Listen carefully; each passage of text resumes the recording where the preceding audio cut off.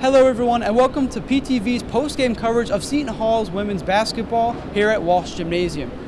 Joined by Liam Harding, my name is Louie Pasculli. Seton Hall won by a score of 78-71 today. And before we talk about anything, the fans were in full effect today, willing this team to victory. Really one of the loudest times I've ever heard this place get.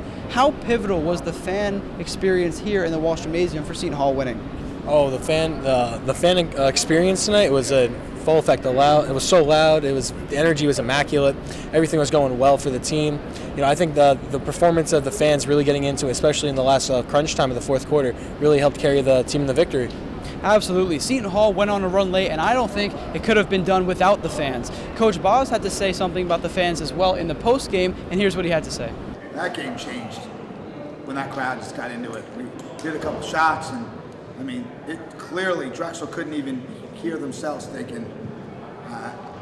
I say this all the time, not as anything other than the truth. We have the greatest fans. It was amazing. Without a doubt, the star in this game was Lauren Park Lane, scoring 29 points. She had a bit of a slow start in the first quarter, not really scoring too many, but then picked it up in the next three, as I said, finishing with 29. How important was her performance for the Seton Hall team to be able to pull out and win this one? Oh, Lauren Park Lane, LP3, she gets it done in the entire column, 29 points, 11 assists, another double-double for her. Really cementing herself, playing-wise, starting off slow, didn't really matter to her. She was able to finish hot, help will the team the victory, getting it, whether it be passing the rock or, getting it done from three or, driving through there. Lauren Park Lane's really cementing herself as one of the best on-court players in Seton Hall history for the women's team. But not only that, she also is a little coach in herself on the court for the team. Whenever they make a mistake, she's able to get the team together and be that leader. In the post-game interview, Coach B said this about her leadership skills. I don't have to express a lot anymore because of Lauren Park Lane. When she goes in the house, she's like, we got it. I'm like, all right. She's like, we got it, Coach B. Everyone looks at her, all the points, all the assists, all the everything. She's become an All-American because she's a great leader. I don't have to say that much. I'm like, we were like, well, stop worried about the offensive end. It'll come. And, when your point guard's in there fighting and battling like that and telling the team we got it, it makes my job a lot easier. It really does.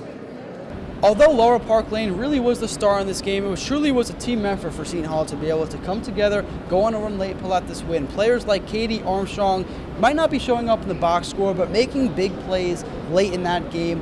What do you think about all that? Oh, you said it great, Louie. It really was truly a all-around team performance. 4 Pirates, including Lauren Park Lane, was able to score double digits. Maya Jackson and espinoza-hunter each with 12.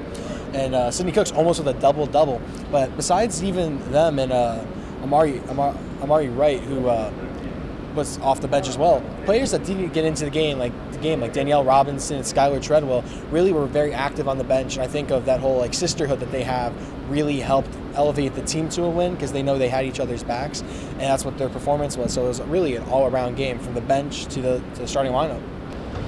And you're right, Liam, that camaraderie, that sisterhood really could be seen throughout the entirety of this game. Every stoppage, every timeout, it seemed like they were getting together, giving hugs, high-fiving, really a fantastic aspect and an underrated aspect of this team. But going forward, they're going to need to continue that bond into future games if they really want to make a run at the title in this WNIT tournament. But other than that, other than staying together, what do you think this team needs to do in order to make a run, do some damage, and maybe get some wins? I said in the pregame talk show we did, that it's 4 quarters of basketball. They have to play intense all 4 quarters. We saw it tonight, the third quarter, going into it, they had a decent size, they had a 3-point lead, but still a lead nonetheless, and it seemed like it kept slipping, and they were outscored in it and only scored 11 points in that third quarter. Well, fourth quarter came on, they turned it up, scored 31, but still, there wouldn't be a need for that intensity, especially, or turning it up that much, making it a close game if they played consistently and intense the whole 4 quarters. So I think they need to remember 4 quarters of basketball needs to be played, especially seeing how it turned out the last 2 games, being nail-biters. Absolutely. Against VCU, they saw their lead almost completely erased. That was not the case today. They got down a few points. They were able to keep their foot on the gas, really keep pushing and bond together as a team. use help from the fans and finally make a run towards the end and end up winning. And the final score was 78-71 in favor of the Seton Hall Pirates. That'll do it for post-game coverage here on PTV. For Liam Harding, my name is Louie Pasculli, and we will see you next time.